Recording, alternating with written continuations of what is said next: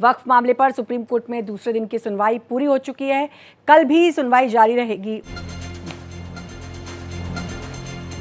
दूसरे दिन भी सुनवाई अब पूरी हो चुकी है। कल भी अब सुनवाई जारी रहेगी। सुप्रीम कोर्ट में एसजी तुषार मेहता की दलीलें, कानून में बदलाव को लेकर व्यापक स्तर पर चर्चा की गई।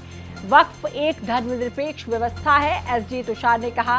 धार्मिक स्वतंत्रता पर इसका कोई असर नहीं पड़ेगा। याचिकाकर्ता पूरे मुस्लिम समुदाय का प्रतिनिधित्व नहीं करते हैं।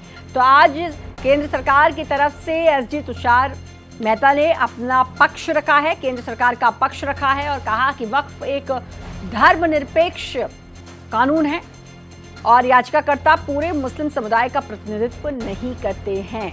वक्फ मामले पर सुप्रीम कोर्ट में दूसरे दिन भी आज सुनवाई पूरी हो चुकी है। कल भी अब मामले पर सुनवाई की जानी है और कल भी इस पर चर्चा होगी। सुप्रीम कोर्ट में एसजी तुषार मेहता ने केंद्र सरकार की तरफ से दलीलें पेश की हैं। तो बड़ी खबर आपको इस वक्त की बता रहे हैं। वक्फ कानून को लेकर कहा कि धार्मिक स्वतंत्रता पर इसका कोई असर नहीं पड़ेगा। तुषार मेहता ने ये बात कही है और कहा है कि याचिकाकर्ता पूरे मुस्लिम समुदाय का प्रतिनिधित्व नहीं करते हैं। ये दलील पेश की है एसजी तुषार मेहता ने। कानून में बदलाव को लेकर व्यापक स्तर पर चर्चा की गई है। गोपाल कृष्ण हमारे साथ, हमारे संवाददाता जुड़ चुके हैं। गोपाल, आज भी सुनवाई जारी रही जो कि पूरी हो चुकी है और अब कल भी सुनवाई होनी है। क्या क्या बात आज हुई है सुप्रीम कोर्ट में, क्योंकि आज केंद्र सरकार की तरफ से उनका पक्ष रखा गया? जी बिल्कुल श्रद्धा, आज केंद्र सरकार की तरफ से सॉलिसिटर जनरल तुषार मेहता ने पक्ष रखा और सबसे पहले तुषार मेहता ने याचिकाकर्ताओं पर ही सवाल खड़े किया और कहा कि कुछ याचिकाकर्ता जिन्होंने याचिका सुप्रीम कोर्ट में दायर की है उनको इससे कोई लेना देना नहीं है और साथ ही न ही उनका इस कानून से कोई जो है बिगड़ने वाला है। उन्होंने यह भी कहा कि कुछ याचिकाकर्ता जो हैं पूरे मुस्लिम समाज का प्रतिनिधित्व नहीं कर सकते हैं। सॉलिसिटर जनरल तुषार मेहता ने मामले की सुनवाई के दौरान कहा कि 97 लाख सुझाव मिले थे।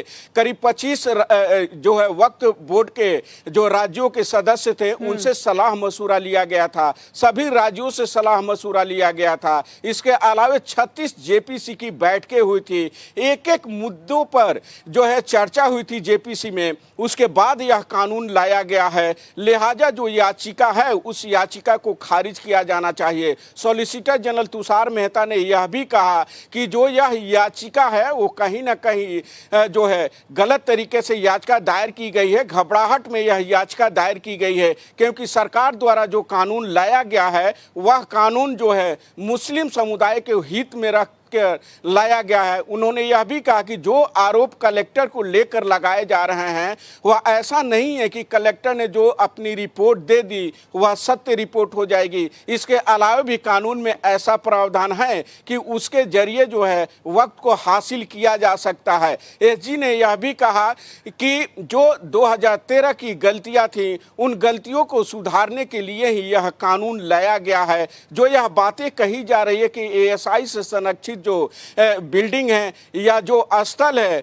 अगर वो एक बार संरक्षित हो गया तो वक्त नहीं माना जाएगा, तो ऐसा नहीं है। इसके लिए भी कानून में प्रावधान है। उन्होंने यह भी कहा कि जो मुस्लिम समाज यह कह रहा है या याचिकाकर्ता कह रहे हैं कि 100 साल 150 साल पुराने जो साहित्य के जो स्मारकें हैं उनको लेकर के अभी दस्तावेज मांगा गया तो क्या होगा। तो उन्होंने यह भी बताया कि किस तरीके से उसे बचा जा सकता है। यानी कि जो याचिकाकर्ता की दलीलें थी मुस्लिम पक्षकारों की उन सभी दलीलों को सिरे से केंद्र सरकार ने खारिज करते हुए कोर्ट से आग्रह किया कि अभी भी कम आज पक्ष रखा और कहा कि लंबी बातचीत इस पूरे मामले में हुई है और दोनों सदनों में लंबी चर्चा के बाद ये जो बिल है वो पास हुआ था।